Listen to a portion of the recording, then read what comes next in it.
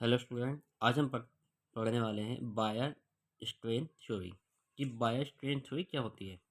अगर हम बात करते हैं ओलिफिन्स की, ओलिफिन्स यानी कि एल्कीन। जो एल्कीन जो कंपाउंड होते हैं वो कैसे होते हैं, रिएक्टिव कंपाउंड होते हैं and undergo addition reaction easily. यानी कि अगर हमारे पास कोई भी ऐसा ऑर्गेनिक कंपाउंड है जो अनसैचुरेटेड होता है, यानी कि जिसमें डबल बॉन्ड या ट्रिपल बॉन्ड प्रेजेंस होते हैं, अगर हम उनकी एडिशन रिएक्शन की बात करते हैं तो इनकी रिएक्शन इजीली हो जाती है एडिशन रिएक्शन। यानी कि जब एडिशन रिएक्शन होगी, यानी कि पाई बॉन्ड एक ब्रेक होगा और एक साइड क्या अटैच होगा, बी आर, और अदर साइड हो जाएगा पी आर अटैच होगा।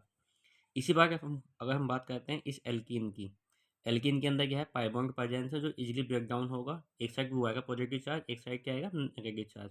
तो एक साइड क्या एच अटैच हो जाएगा और इस साइड भी एच अटैच हो जाता है। यानी कि जो एल्कीन्स जो होती हैं वो वेरी रिएक्टिव कंपाउंड होते हैं and undergo addition reaction easily. इसी टाइप से अगर हम बात करते हैं लोअर साइक्लोपैराफिन की, पैराफिन यानी कि एल्केन जो होते हैं, यानी कि एल्कोहल को हम क्या बोलते हैं, पैराफिन बोलते हैं। आज हम बात करते हैं लोअर साइक्लोपैराफिन, यानी कि lower cycloalkane are very reactive and undergo addition reaction easily. यानी कि जो लोअर साइक्लो एल्केन कंपाउंड होते हैं उनकी भी एडिशन रिएक्शन आसानी से हो जाती है। अगर हम बात करते हैं साइक्लोप्रोपेन की या साइक्लोब्यूटेन की, तो उसमें क्या होगा कि एक बॉन्ड ब्रेक होगा, या तो इस किसी साइड से बॉन्ड ब्रेक कर हम यहाँ पे कर सकते हैं। यानी कि अगर हम इस साइड से बॉन्ड ब्रेक करते हैं तो एक साइड क्या आएगा पॉजिटिव चार्ज, एक साइड क्या आएगा नेगेटिव चार्ज। तो इसी वजह से एक साइड अटैच हो जाएगा एच और एक साइड वो अटैच हो जाएगा आई, और उसको हम बोलेंगे वन आयोडो प्रोपेन। तो इसी अगर हम बात करें साइक्लोब्यूटेन की, अगर हम बॉन्ड ब्रेक करते हैं यहाँ से तो एक साइड क्या आएगा पॉजिटिव चार्ज और एक साइड क्या आएगा नेगेटिव चार्ज। तो इसी वजह से एक साइड एच अटैच हो जाएगा और एक साइड आयोडीन, तो उसको हम बोलेंगे वन आयोडो ब्यूटेन।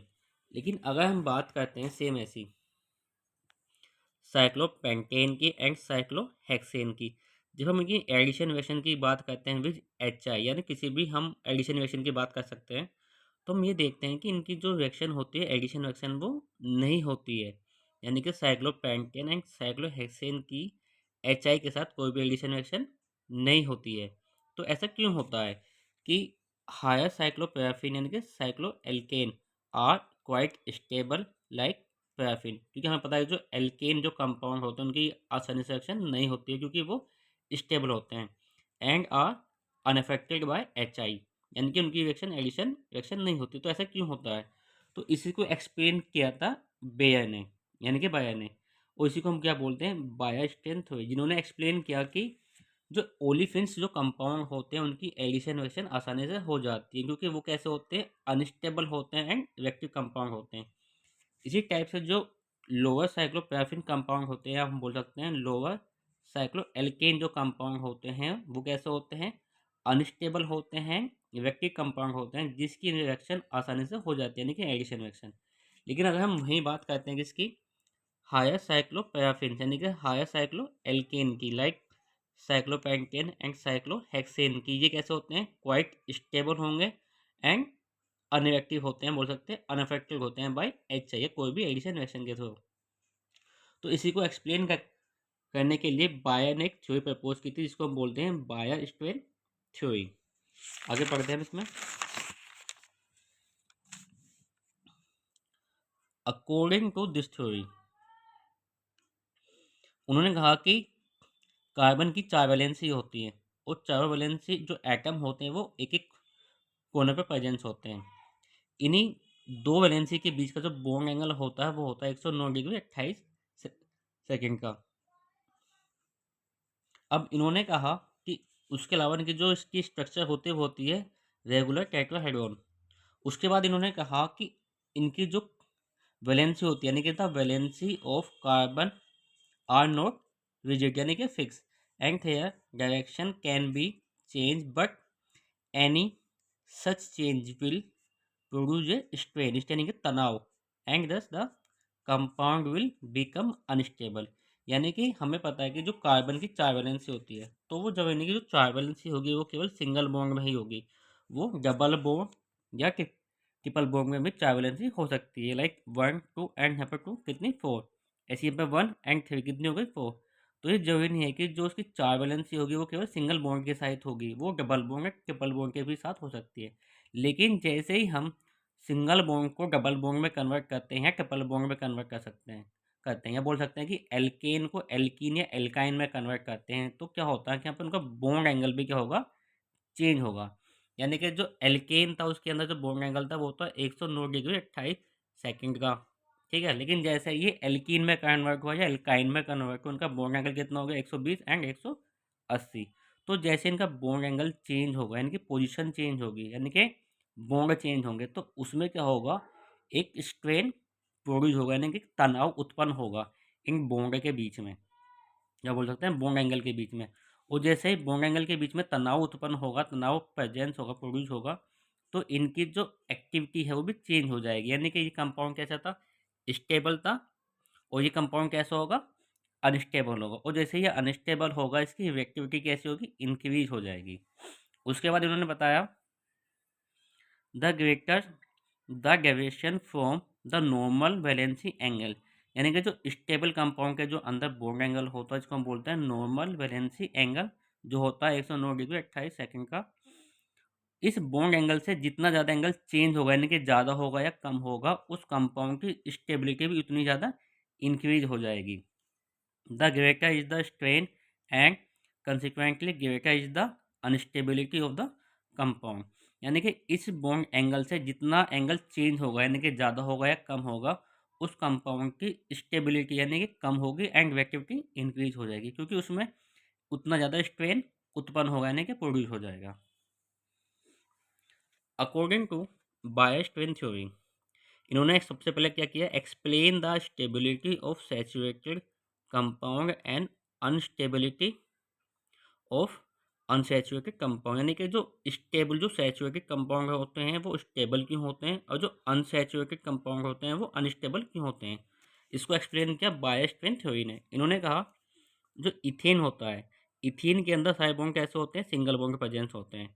वो किन्हीं दो बॉन्ड एंगल के बीच का जो बॉन्ड एंगल होता है वो होता है 109 डिग्री 28 सेकंड का, जो नॉर्मल वैलेंसी बॉन्ड एंगल होता है, यानी कि ऐसे कंपाउंड जिसमें ये बॉन्ड प्रेजेंस होता है उसको हम स्टेबल कंपाउंड मानते हैं। यानी कि हम बोल सकते हैं कि उसके अंदर कोई भी स्टेन प्रेजेंस नहीं होता, और जब कोई भी स्टेन प्रेजेंस नहीं होगा तो वो कैसा होगा, स्टेबल होगा।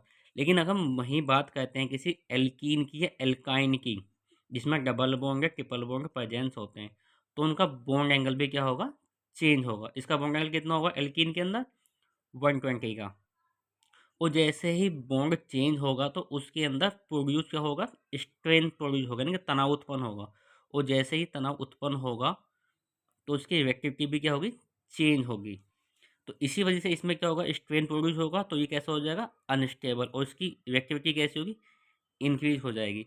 तो इसी टाइप से इस टाइप वो एसिटाइलिन भी जो होता है इसके अंदर ट्रिपल बॉन्ड प्रेजेंस होता है, are more reactive in comparison to alkene, क्योंकि इसमें क्या है, डबल बॉन्ड प्रेजेंस है जिसका बॉन्ड एंगल क्या है 120, जबकि इसके अंदर कितना होता है 180, तो इसके अंदर ज़्यादा स्ट्रेन होगा, तो इसी वजह से इसकी रिएक्टिविटी भी कैसी होगी, ज़्यादा होगी।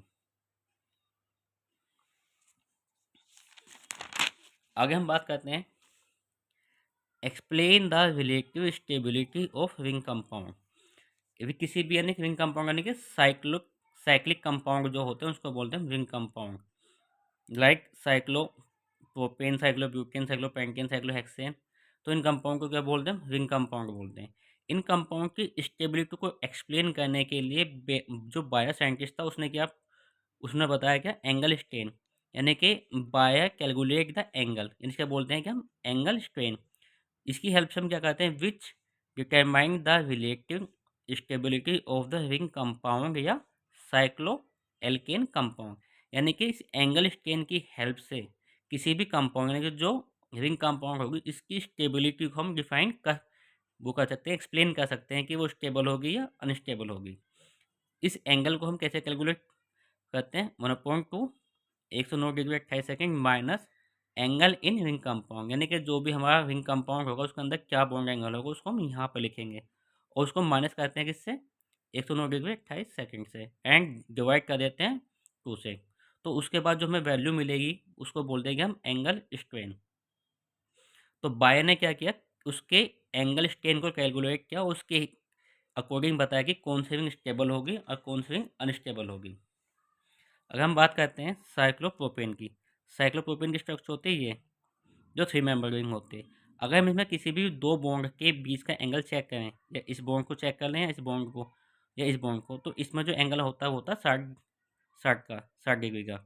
लेकिन अगर हम बात करें कि अगर हम ये मान के चलें कि जो साइक्लोप्रोपेन है ये केवल प्रोपेन होता है, यानी कि लीनियर फॉर्म में होता है, इनके ओपन चेन में होता है, उस कंडीशन में इसकी जो वैलेंसी का जो बॉन्ड एंगल होता, यानी कि जो यहाँ पे इसके जो बॉन्ड होते प्रेजेंस इस टाइम से, यानी कि तो उसका जो बॉन्ड एंगल वो होता 109 डिग्री 28 सेकंड का। लेकिन जब ये चेंज हो जाते हैं किसमें, साइक्लिक फॉर्म में, तो उसका बॉन्ड हो जाता है कितना, 60 डिग्री का। तो इसके बॉन्ड में कितना चेंज आया, यानी कि जब 3 मेंबर में थी तो ये इसका एंगल था कितना, 60। अगर हम मान के चले वो 3 मेंबर में, यानी कि साइक्लिक फॉर्म में नहीं होती, केवल एक नॉर्मल फॉर्म में होती, लीनियर फॉर्म में होती, तो उस टाइम इसका जो बॉन्ड एंगल होता वो होता कितना, 109 डिग्री 28 का। तो इसके बॉन्ड में जो चेंज आया उसको हम क्या बोलते हैं, एंगल स्ट्रेन। अगर हम इसको कैलकुलेट करें तो क्या हम कैसे कहते हैं, 1/2 109 डिग्री 28 सेकेंड माइनस इस 3 मेंबर में जो एंगल स्ट्रेन था वो विंग था, विंग के अंदर जो वो था बॉन्ड एंगल वो कितना है, 60 का, तो -60।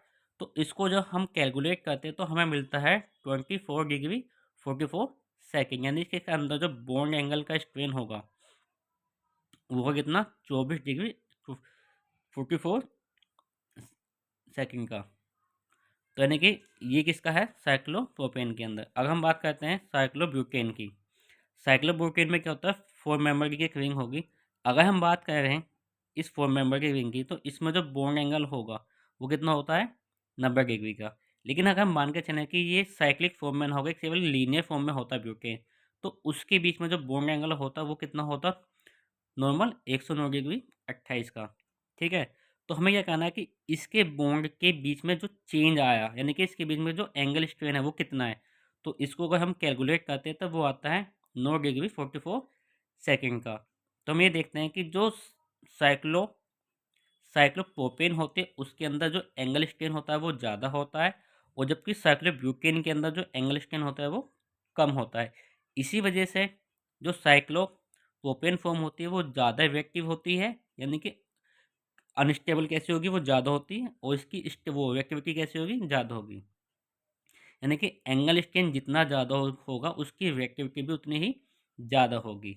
तो इसी वजह से जो साइक्लोप्रोपेन होता है वो ज़्यादा रिएक्टिव होता है देन साइक्लोब्यूटेन से, क्योंकि इसका जो एंगल स्ट्रेन है वो कम होता है। तो इसी टाइप से हमारे पास यहाँ पे क्या है, टेबल प्रेजेंस है, जिसमें क्या है, cyclopropane, cyclobutane, cyclopentane and cyclohexane के सभी के क्या है हमारे पास एंगल स्ट्रेन प्रेजेंस है। अगर हम साइक्लोप्रोपेन के अंदर बात करें तो उसका होता है प्लस 24 डिग्री। इसका हम बात करें साइक्लोब्यूटेन की तो इसका होता है प्लस 90 डिग्री। अगर हम बात करते हैं साइक्लोपेंटेन की तो इसका होता है प्लस 0 डिग्री। और हम बात करते हैं साइक्लोहेक्सेन की तो इसका होता है -5 डिग्री, क्योंकि इसका एंगल कितना था, 120। तो हम इसको माइनस करेंगे 109 से तो इसकी वैल्यू कितनी आएगी, माइनस में आएगी। लेकिन हमें यहाँ पे पॉजिटिव एंड माइनस पे ध्यान नहीं देना, हमें केवल वैल्यू पे ध्यान देना कि वैल्यू किसकी कम और किसकी ज़्यादा है। तो अगर हम इस अकॉर्डिंग जाएँ, इसके अकॉर्डिंग जाएँ, इस टेबल के अकॉर्डिंग, ठीक है, तो हम ये देखते हैं कि angle strain maximum in cyclopropane है कि इसके अंदर, इस टेबल के अंदर जो साइक्लोप्रोपेन है उसके अंदर सबसे ज़्यादा एंगल स्ट्रेन प्रेजेंस है, यानी कि साइक्लोप्रोपेन की एंगल स्ट्रेन की वैल्यू सबसे ज़्यादा होगी, जबकि साइक्लोपेंटेन के जो एंगल स्ट्रेन की वैल्यू है वो सबसे ज़्यादा कम होगी। तो इसी वजह से angle strain maximum in cyclopropane and angle strain minimum in cyclopentane. तो according to this theory, cyclopropane most unstable and reactive compound, क्योंकि इसके अंदर सबसे ज़्यादा एंगल स्ट्रेन प्रेजेंस होता है। तो इसी वजह से इसकी स्टेबिलिटी कैसी होगी, सबसे कम होगी, यानी कि कैसा होगा, मोस्ट अनस्टेबल होगा एंड रिएक्टिव कंपाउंड होगा। According to this theory, cyclopentane does not undergo ring opening reaction, क्योंकि साइक्लोपेंटेन के अंदर जो एंगल स्ट्रेन है वो सबसे ज़्यादा कम होगा। तो इस थ्योरी के अकॉर्डिंग ये कंपाउंड कैसा होगा, सबसे ज़्यादा स्टेबल होगा, और इसकी जो रिएक्टिविटी होगी वो सबसे ज़्यादा कम होगी। इसी वजह से ये कंपाउंड जो होगा cyclopentane does not undergo ring opening reaction, यानी कि इस कंपाउंड की एडिशन रिएक्शन नहीं होगी, बाकी सबकी हो सकती है। आगे हम बात करते हैं limitation of Baeyer strain theory. According to this theory cyclopentane should be more stable than cyclohexane because angle of strain is less in cyclopentane, यानी कि इस थ्योरी के अकॉर्डिंग साइक्लोपेंटेन के अंदर मिनिमम एंगल स्ट्रेन प्रेजेंस होता है जब then cyclohexane से। लेकिन क्या होता है कि अगर हम साइक्लोपेंटेन की रिएक्शन H2 के साथ करते हैं 300 डिग्री सेल्सियस पे, तो क्या होता है ये रिंग ओपन हो जाती है और हमें क्या मिलता है, पेंटेन मिलता है। लेकिन अगर यही कंडीशन हम साइक्लोहेक्सेन के साथ अप्लाई करते हैं तो कोई भी रिएक्शन नहीं होती। तो ये क्या हो गया, ये जो स्टेटमेंट था ये स्टेटमेंट बायर स्ट्रेन थ्योरी के अगेंस्ट था, क्योंकि उसने कहा था कि साइक्लोपेंटेन रिंग ओपन नहीं होती है। ठीक है, लेकिन यहाँ पे क्या है कि अगर हम साइक्लोपेंटेन की रिएक्शन H2 से करते हैं, यानी कि एडिशन रिएक्शन करते हैं, एंड किस पे एक कंडीशन को अप्लाई करके, यानी कि उसको अगर हम टेम्परेचर इंक्रीज करते हैं तो ये रिंग ओपन हो जाती है, जबकि बायर स्ट्रेन थ्योरी के अकॉर्डिंग ये रिंग ओपन नहीं होनी चाहिए थी। तो 6 member ring compound are more stable than 5 member ring compound, यानी कि जो 6 मेंबर रिंग कंपाउंड होते हैं वो मोर स्टेबल होते हैं देन 5 मेंबर रिंग से। लेकिन क्या हुआ कि this theory does not explain the stability of cyclohexane and higher member ring, यानी कि जो साइक्लोहेप्टेन साइक्लोओक्टेन जो कंपाउंड होते हैं, यानी कि जो हायर मेंबर रिंग होगी, यानी कि 6 मेंबर रिंग 7 मेंबर रिंग वो 8 मेंबर रिंग, उनकी स्टेबिलिटी को जो बायर स्ट्रेंथ होती है वो एक्सप्लेन नहीं कर पाई, क्योंकि उसके हिसाब से क्या था कि जो साइक्लोपेंटेन है वो सबसे ज़्यादा स्टेबल है, जबकि ऐसा नहीं होता। जो सबसे ज़्यादा स्टेबल होती है वो 6 मेंबर रिंग होती है, क्योंकि 6 मेंबर रिंग ओपन नहीं होती, जबकि 5 मेंबर रिंग ओपन हो जाती है। तो इसी के बाद एक इसने नई थ्योरी दी जिसको बोलते हैं modification in Baeyer strength theory, जिसको हम नेक्स्ट लेक्चर में कंटिन्यू करेंगे।